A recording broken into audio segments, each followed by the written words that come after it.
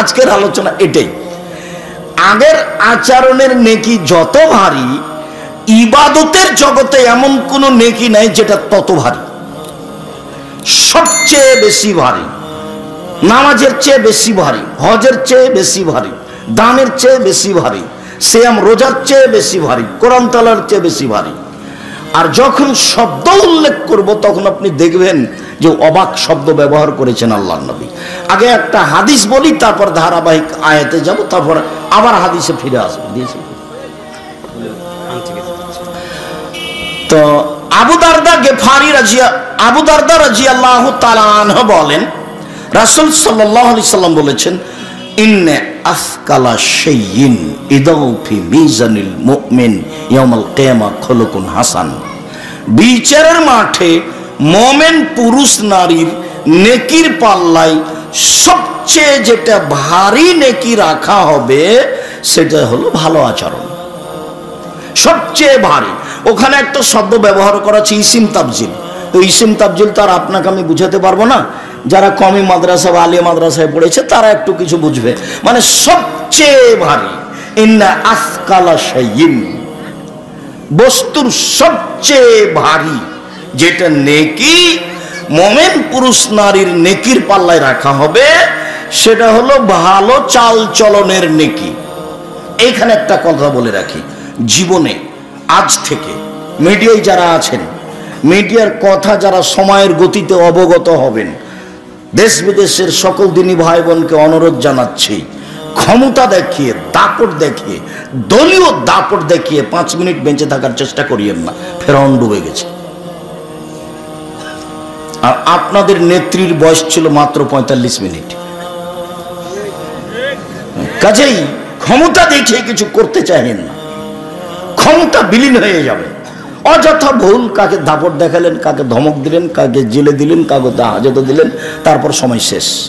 ফেরাউন যদি 1500 বছর বেঁচে থাকার পরেও সময় শেষ হয়, তাহলে আপনার তো বয়স 60, 62, 65, 74, এই তো।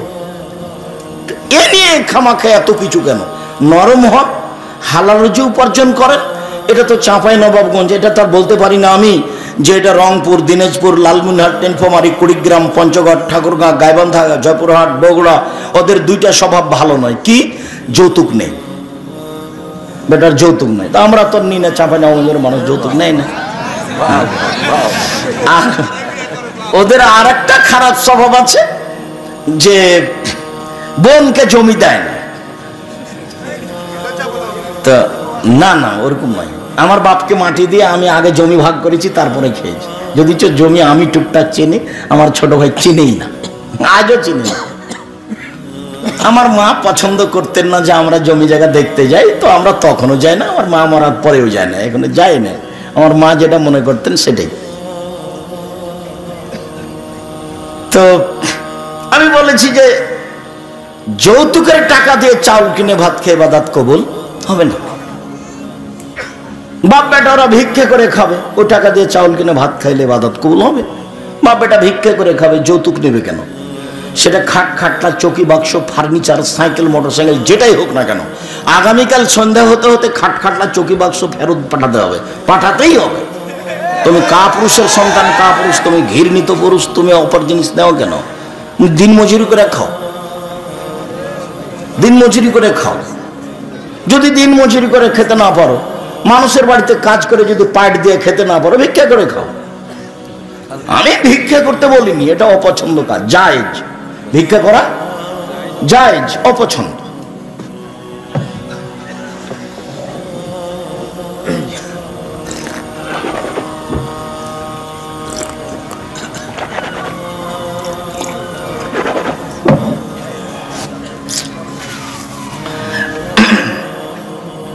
তো যৌতুক নেওয়া এবং জমি বোনকে না দেওয়া, এটা ওইসব এলাকাতে বেশি হয়ে থাকে। তা আমাদের দিকে যদি চালু হয়ে থাকে এটা খুব খারাপ কথা। আর বিবাহ শাদীতে বরং তা খিরকাচিতে ছেলের বাড়ি থেকে, মেয়ের বাড়ি থেকে যা এসেছে ছেলের বাড়ি তার ডবল যাবে, এগুলো সব নোংরা নীতি, এগুলো সব ঘৃণিত নীতি, ঘৃণিত কারবার। বিবাহ শাদী চাঁপাইনবাবগঞ্জের বিবাহের শুরু থেকে একটা কাজও জায়েজ নয়। আমি যতদিন দেশে চলাচল করেছি তাতে আমার জানা অনুপাতে শুরু শেষ থেকে একটা কাজও জায়েজ নয়, সব হারাম। তো নতুন ভাবে চালু করেন, চেষ্টা করেন। আমি পরামর্শ দিচ্ছি, আমি আপনার বৈঠকে উপস্থিত হওয়ার চেষ্টা করব মানুষ হিসাবে, চাঁপাইনবাবগঞ্জ জন্মভূমি হিসাবে। আমি আশা করছি তখন আমি সঠিকটাই করব, এবং আমি আশা করছি যে আপনি আমার মুখের উপরে কথা বললে হয়তো হটকারিতে টিকবেন, শরীয়তে টিকতে পারবেন না।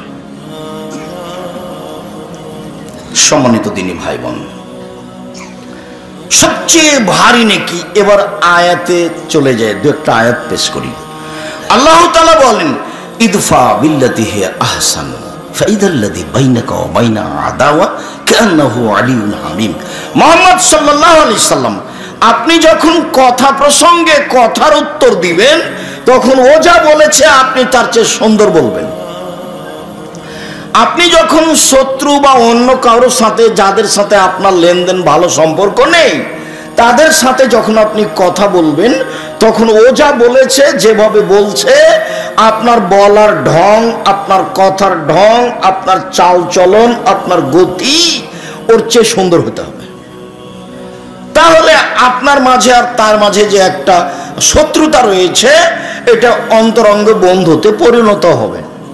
যদি আলেম ওলামারা কম পারছে বলে আমার বিবেচনা, আমি যেটুকু বুঝি, যেটুকু দেখতে পাই, তার মানে আমি অনেক জায়গাতে বলেছি যে আপনি আমাকে ডাকেন, মুচি দিয়ে ডাকিয়েন, আমি চলে যাব। আর আপনাকে আমি নিজে ডাকছি, আসেন জামিয়া সালাফিয়া, আপনি তো পারবেন, আপনার বাপও পারবে না। আমি চাঁপাইনবাবগঞ্জের ভাষা ব্যবহার করেছি। একটা লোককে আমি দুয়ার বইটা দেখতে দিয়েছিলাম, 1 বছর পরে উনি বইটা হাতে দেননি। তখন আমি বললাম যে মাওলানা সাহেব, আমি দুয়ার বই চাঁপাইনবাবগঞ্জের ভাষাতে লিখব। আমি তো আর স্কুলে পড়িনি, পড়াশোনা তো জানি না, এমনি ছেঁচড়া মেছড়া আপনার সাথে চলি মাত্র থাকি। তাহলে ঠিক আছে, বই চাঁপাইনবাবগঞ্জের ভাষাতে লিখব। যার কারণে যা বই বের হয় সব চাঁপাইনবাবগঞ্জের ভাষাতে লেখা আছে, উলট পালট মানুষ একটা বুঝলেই হলো। তো ঠিকই ওইভাবে বই বের হতে থাকলো অনেক। আপনি দেখেন, সম্মানিত দিনী ভাই বোন, আল্লাহ তাআলা বলছেন, জাদিলহুম বিল্লাতি হিয়া আহসান। মুহাম্মদ সাল্লাল্লাহু আলাইহি সাল্লাম মানুষের সাথে তর্কে বিতর্কে, বাদ বিতণ্ডে যখন আপনি কথা বলবেন, ও যা বলেছে আপনার কথা তার চেয়ে অতীব সুন্দর, উত্তম হতে হবে। ও কি বলল রে, দেখ তো কি বলেছে, ওকে একটা কর, কি করা লাগে দেখব। দলীয় ক্ষমতা, পরিস্থিতির ক্ষমতা, সম্পদের ক্ষমতা, খুব ভালো করে মনে রাখবেন। দেখে মনে হচ্ছিল যে মাঠ ঘাট, রাস্তাঘাট সব একদলীয়, জমি জায়গা গাছপালা, তবুও মনে হচ্ছিল এক দলে, ওই দলেরই সবকিছু, গাছপালা যা কিছু আছে, রাস্তাঘাট সব একই মনে হচ্ছিল। তারপরে দেখা যায় 45 মিনিট। এটা আমাকে অবাক লাগে। আমি যখন মূর্তির পাশ দিয়ে হাঁটতাম তখন আমি মনে ভাবতাম, আসলে কি এইভাবে মূর্তি কোনোদিন ভাঙবে কেউ?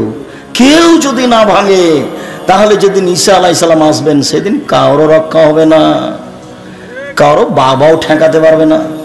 সেদিন ভেঙে দিবেন ঈসা আলাইহিস সালাম সব মূর্তি, সব কবর, সব শুকর মেরে ফেলবেন। দেশে কোনো শুকর থাকবে না, দেশে কোনো উঁচু কবর থাকবে না, দেশে কোনো মূর্তি থাকবে না, সব ভেঙে দিবেন। শুনুন, উত্তর দিতে শিখুন নরম হয়ে, ভালো হবে।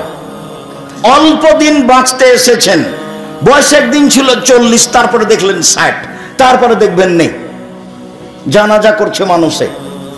এইটুকু বয়স বাঁচতে এসে ক্ষমতা দেখে কাউকে অপমান করে, কাউ জেল জুলুম করে, হত্যা করে, খাটো করে, জমি দখল করে, রাহাজানি করে, অন্যায় করে, লুটতরাজ করে 1 মিনিট বেঁচে থাকার চেষ্টা করিয়েন না ভুল হিসাব।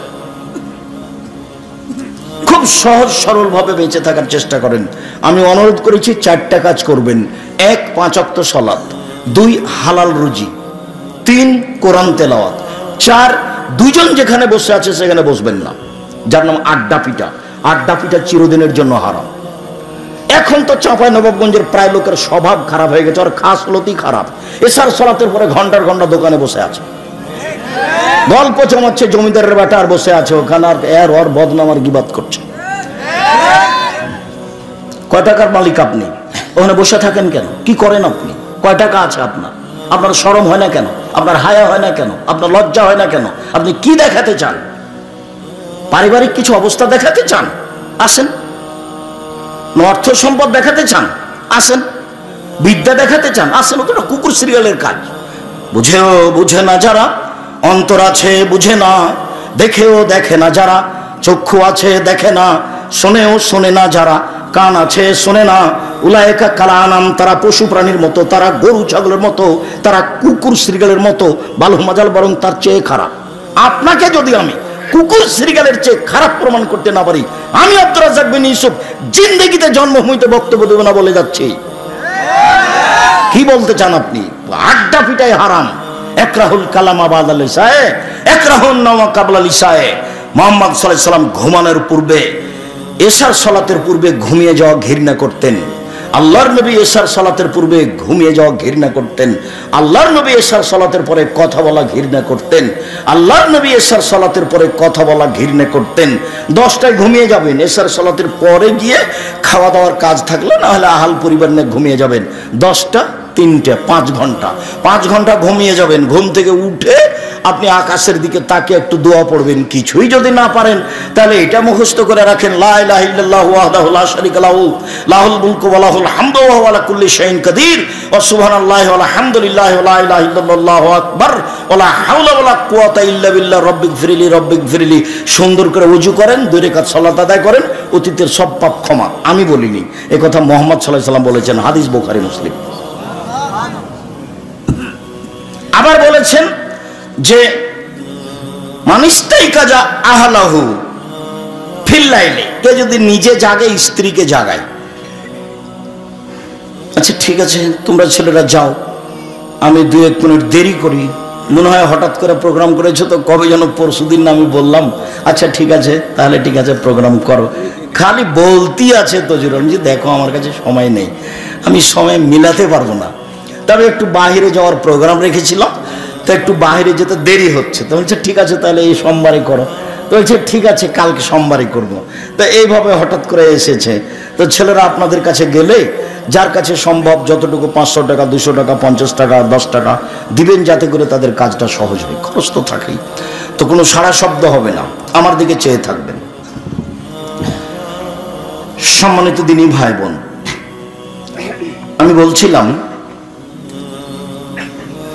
রাসূল সাল্লাল্লাহু আলাইহি ওয়াসাল্লাম, আল্লাহ তাআলা বললেন যে তোমরা মুহাম্মদ সাল্লাল্লাহু আলাইহি ওয়াসাল্লাম আপনি মানুষের সাথে কথা বললে, তর্ক বিতর্কে বাক বিতণ্ডে এমন ভাবে বলবেন যাতে করে আপনারটা তার চেয়ে সুন্দর হয়।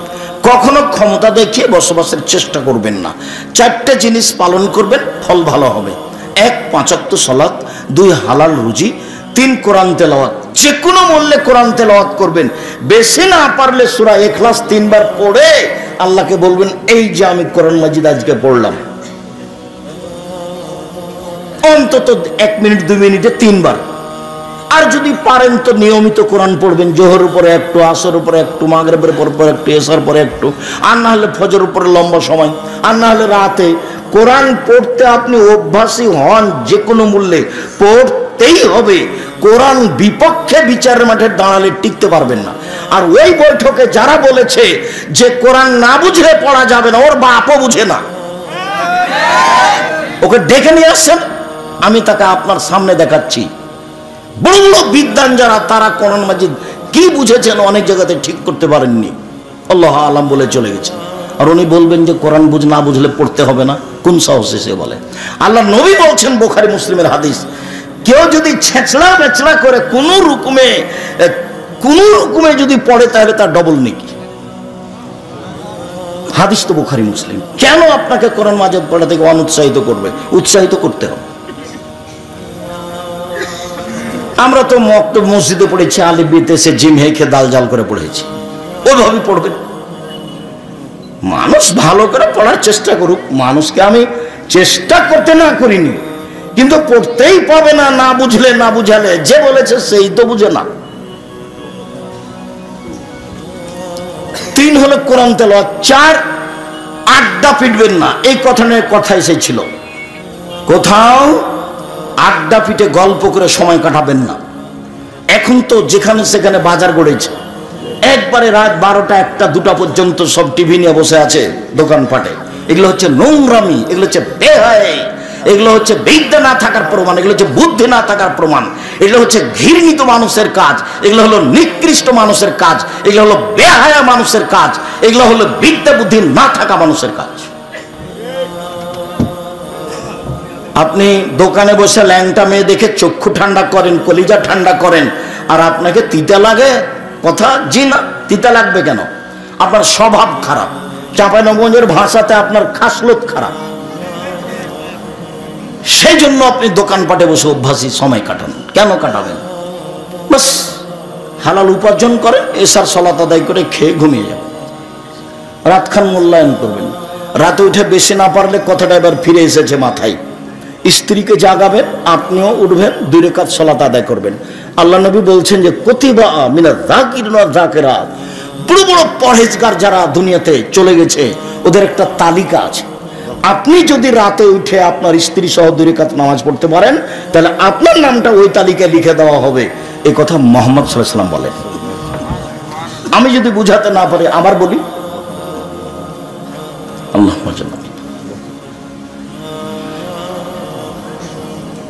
বড় বড় যারা পরহেজগার মানুষ ওদের একটা তালিকা আছে আল্লাহর কাছে। তো যারা স্বামী স্ত্রী উঠে রাতে দিয়ে 2 রাকাত সালাত আদায় করে, রাতে 2 রাকাত সালাত আদায় যদি করে, তো মুহাম্মদ সাল্লাল্লাহু আলাইহি ওয়াসাল্লাম বলছেন এদের স্বামী স্ত্রীর নামটা ওই পরহেজগার মানুষের তালিকাতে লিখে দেওয়া হবে। এটা রাসূলের মুখের কথা। আপনি উপদেশ বইয়ে দেখেন, আজকে তো বই নাই, এমনি এসছে, ছেলেটা গাড়িতে যে এসছে সে বলছে যে আজকে সব কিছু ছুটি, কাজে দোকানের কোনো বই পুস্তক আমি উঠাতে পারিনি। তো লাইব্রেরি আছে সামনে, ওখান থেকে নেবেন। সম্মানিত দিনী ভাই বোন, মহান আল্লাহ বলেন ফাবিমা রাহমাতিম মিনাল্লাহ লিনতা লাহুম ওয়ালাউ কুনতা ফাদ্দান গালিদাল কলব। কেউ খালি হাতে পাঠাবেন না। ওরা যারা আপনার সামনে, চোখের সামনে যাচ্ছে, রাসূলের এই কথাটা মনে রাখবেন যে যে যতটুকু দিল আল্লাহ তার ততটুকু পূর্ণ করে দেন, আর যে যতটুকু দেয় না আল্লাহ তার ততটুকু ক্ষতি করে দেন। ক্ষতি হবেই, বলা লাগবে না, এমনিতেই ক্ষতি হয়ে যাবে। কাজে ও যেন আপনার সামনে দিয়ে এমনি খালি চলে না যায়। আমরা যারা স্টেজে আছি তারাও আমরা তাতে অংশগ্রহণ করবো ইনশাআল্লাহ, যার যতটুকু সম্ভব হয়।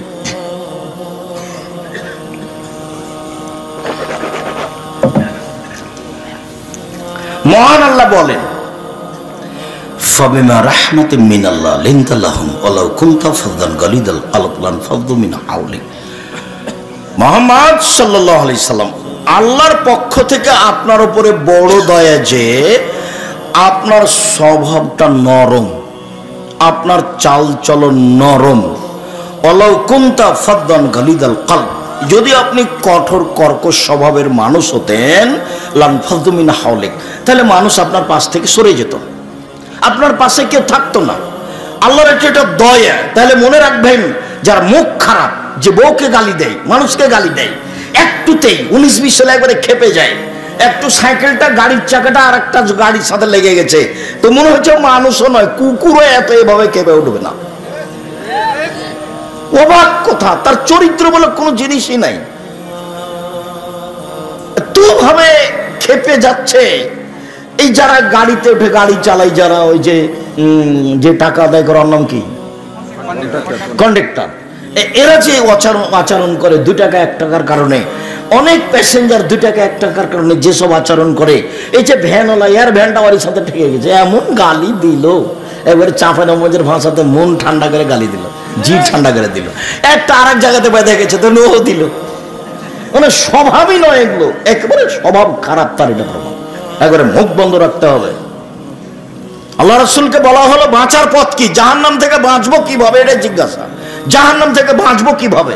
তখন বলছে যে আলসেবুল ইসলামিক, মুখখান বন্ধ রাখো, জান্নাত চলে যাবা, জাহান্নাম থেকে বেঁচে যাবো, মুখ বন্ধ রাখো।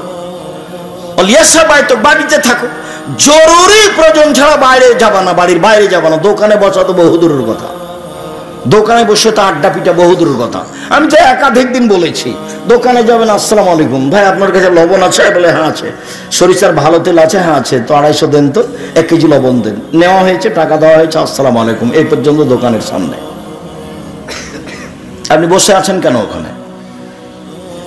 আর ও তো মনে করছে যে টিভি না চললে সবকে বসানো যাবে না, সবাই চক্ষু ঠান্ডা করবে, ল্যাংটা মেয়েকে দেখবে, কলিজা ঠান্ডা করবে, দিয়ে জান্নাতের মেয়ে ভোগ করবে।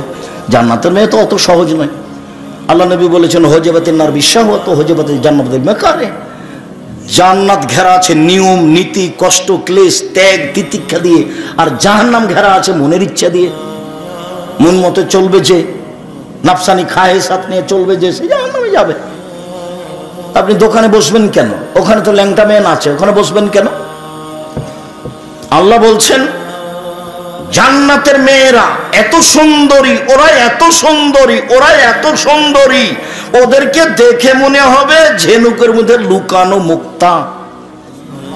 আল্লাহ চ্যালেঞ্জ করে বলেছেন ওদেরকে মানুষ কোনোদিন স্পর্শ করেনি, ওদেরকে জিন কোনোদিন স্পর্শ করেনি। ওদের চক্ষু হবে লম্বা লম্বা, টানা টানা, ডাগর ডাগর। সুন্দরী হওয়ার জন্য যত পথ ঘাট নিয়ম পথ আছে সব তাদের মধ্যে আছে। ওরা জান্নাতের মহিলা।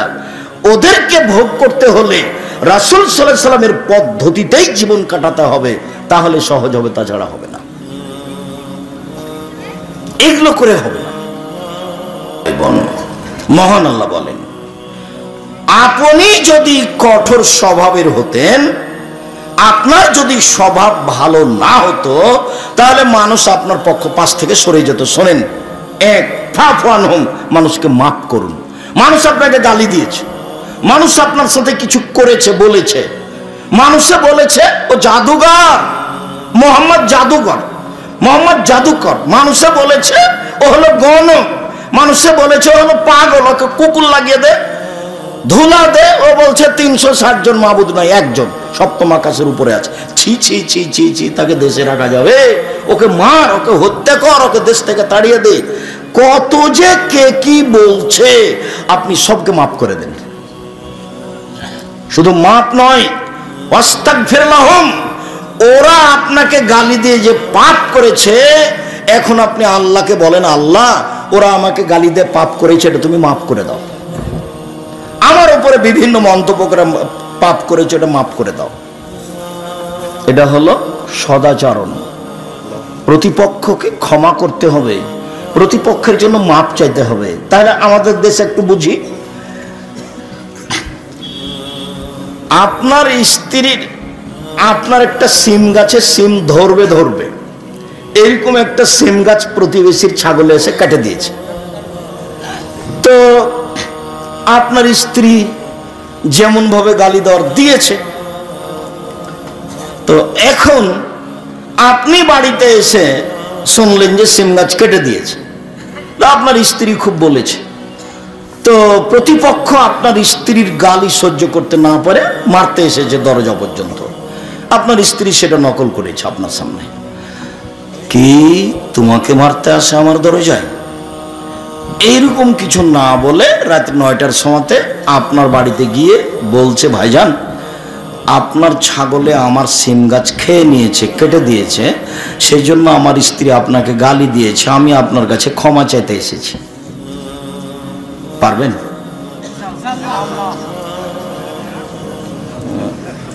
বলছে মাথা খারাপ, তাই বলছে। পরিস্থিতিটা আপনি ঠিকই বলেছেন যে মাথা খারাপ, এটা করা যায় নাকি? আমার দরজায় এসছে আমার বউকে মারার জন্য, আমি ছিলাম না বাড়িতে, আমার দরজা, আবার আমারই সিম গাছ খেয়েছে। এখন আমাকে গিয়ে তার কাছে ক্ষমা নিতে হবে। আল্লাহ নবী বলছেন যে এটাই নিয়ম। আজকের পরে এতটা অঞ্চলে শিবগঞ্জ কানসারে কোন মহিলার জায়ের সাথে ঝগড়া আছে, ঝগড়া বড় জায়ের কারণেই হয়েছে। আগামীকাল সন্ধ্যা হতে হতে ছোট যাকে বড় জায়ের হাত ধরে ক্ষমা নিতে হবে, নিতেই হবে, এটাই নিয়ম। গন্ডগোল কার কারণে হয়েছে? বড় জায়ের কারণে হয়েছে। এই ছেলে তোমার চাচির কারণে হয়েছে। তোমার মার সাথে গন্ডগোল হয়েছে তোমার চাচির কারণে, তোমার চাচি বড় আর তোমার মা ছোট, আগামীকাল সন্ধ্যা হতে হতে তোমার মা তোমার চাচির হাত ধরে ক্ষমা নিবে, এটাই নিয়ম। তোমার বাপ তোমার চাচার হাত ধরে ক্ষমা নিবে, এটাই নিয়ম, এটাই রাসূল সাল্লাল্লাহু আলাইহি ওয়াসাল্লামের নিয়ম। এই উল্টা পথ নেই, ক্ষমা নিতেই হবে। আমি নিজে দেখেছি আমাদের গ্রামে বাপ মরে যাওয়ার পরে গন্ডগোল লেগেছে জমি ভাগ নিয়ে, গন্ডগোল করতে করতে ঢেঁকিটা কেটে ভাগ করে নিয়েছে। কেমন গতি, কেমন বিধি, কেমন চালচলন, কেমন আচরণ, এইটা কেন? ফিরে আসতেই হবে, এটাই স্বভাব, এটাই সদাচরণ, যার কারণে সবচেয়ে ভারী নেকি এমনিতেই, সবচেয়ে ভারী নেকি এমনিতেই হবে, তা কি আর হয়? সবচেয়ে ভারী নেকি এই জন্য। যদিও আরেকটা হাদিস তখনই বলতে হতো, ছেড়ে এসেছি, সবচেয়ে ভারী নেকি নয় তাতে, তবে নেকি ভারী, সবচেয়ে ভারী নয়। আল্লাহ রাসূল বলছেন কালেমাতানে, দুটি বাক্য, খাফিফাতানে আলাল লিসানে, মুখে হালকা উচ্চারণে, সাকিলাতানে হাবিবাতানে ইলার রহমানে, রহমানের নিকটে প্রিয়, সাকিলাতানে ফিল মিজানে, দাড়ি পাল্লাই ভারী, তা হলো সুবহানাল্লাহ হবে হামদিহি সুবহানাল্লাহিল আযীম। এর যেটা নেকি আছে সেটা ভারী, সুবহানাল্লাহ, আলহামদুলিল্লাহ, লা ইলাহা ইল্লাল্লাহ, আল্লাহু আকবার, এদের যে এইসব বাক্যের নেকি যত ভারী, এসব শব্দের নেকি যত ভারী, সুবহানাল্লাহ ওয়া বিহামদিহি সুবহানাল্লাহিল আযীমের নেকি তার চেয়ে অনেক বেশি বেশি ভারী, তবে সবচেয়ে ভারী নয়। লা ইলাহা ইল্লাল্লাহু ওয়াহদাহু লা শারীকা লাহু লাহুল মুলকু ওয়া লাহুল হামদু ওয়া হুয়া আলা কুল্লি শাইইন কাদির, সব নবী বলেছেন, সকল নবী বলেছেন, আরাফার মাঠে বলতে হয়। এই জিকিরের নেকি যত ভারী, সুবহানাল্লাহি ওয়া বিহামদিহি সুবহানাল্লাহিল আযীমের নেকি তার চেয়ে বেশি ভারী। সুবহানাল্লাহি ওয়া বিহামদিহি সুবহানাল্লাহি ওয়া বিহামদিহি সুবহানাল্লাহি ওয়া বিহামদিহি, এর নেকি যত ভারী, সুবহানাল্লাহি ওয়া বিহামদিহি সুবহানাল্লাহিল আযীমের নেকি তার চেয়ে বেশি ভারী। সুবহানাল্লাহি ওয়া আলহামদুলিল্লাহি ওয়া লা ইলাহা ইল্লাল্লাহু আল্লাহু আকবার, এই তাসবির নেকি যত ভারী, সুবহানাল্লাহি ওয়া বিহামদিহি সুবহানাল্লাহিল আযীমের নেকি তার চেয়ে বেশি ভারী। কোনো বার নাই, যে যা পারে বলবে, লুটে নিবে একবার, দুই হাত দিয়ে নেকি লুটে নিবে, শ্বাস বন্ধ হয়ে গেলে নেকি নাই, যে যা পারে বল, দিন রাত বলুক, সূরা ইখলাস 3 বার পড়ুক, একবার কোরআন মাজিদ পড়লে জানে কি হয় তাই হবে। পড়েন, আপনাকে কে ঠেকাচ্ছে? আমি তো বলেছিলাম সকালে 3 বার পড়বেন, বিকালে 3 বার পড়বেন, তা আপনি টিকতেই পারেন না। আপনি একদিন বলছিলেন, তখন আপনার নাতি দৌড়িয়ে এসে, পোতা দৌড়িয়ে এসে বলছে, দাদা আপনাকে দাদি ডাকে, দাদি ডাকে, দাদি ডাকে, আপনি পড়া বাদ দিয়ে ছুটে চলে গেলেন। কই, আপনি তো টিকতে পারেন না, টিকাটা খুব কঠিন, টিকতে হবে। রাসূল সাল্লাল্লাহু আলাইহি ওয়াসাল্লাম বলছেন, আহাব্বুল আমাল ইলাল্লাহি আদওয়ামুহু ওয়া ইন কাল্লা, আল্লাহর নিকটে সবচেয়ে প্রিয় আমল কম হোক, চলমান, চলমান থাকবে, কম হোক। আপনি সূরা ইখলাস 3 বার পড়ার সিদ্ধান্ত নিন, 100 বার নয়।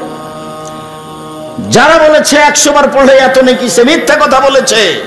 যারা বলেছে সূরা হাসর পড়লে সকালে বিকেলে এভাবে হয়, তারা মিথ্যা কথা বলেছে। যারা বলেছে যে মুমূর্ষু ব্যক্তির পাশে সূরা ইয়াসিন পড়তে হবে, তারা মিথ্যা কথা বলেছে। ওকে তওবা করে ফিরে আসতে হবে, হাদিস জাল, ওটা পড়া যাবে না, এই কথাই ঠিক। আয়াতুল কুরসি পড়েন, সূরা বাকারার শেষ 2 আয়াত পড়েন, যেগুলো সহিহ হাদিস দ্বারা পড়ে মনে হচ্ছে সেগুলোর কোনো কথা নাই, অযথা হাতগুলো ঢং করে বেড়াচ্ছে।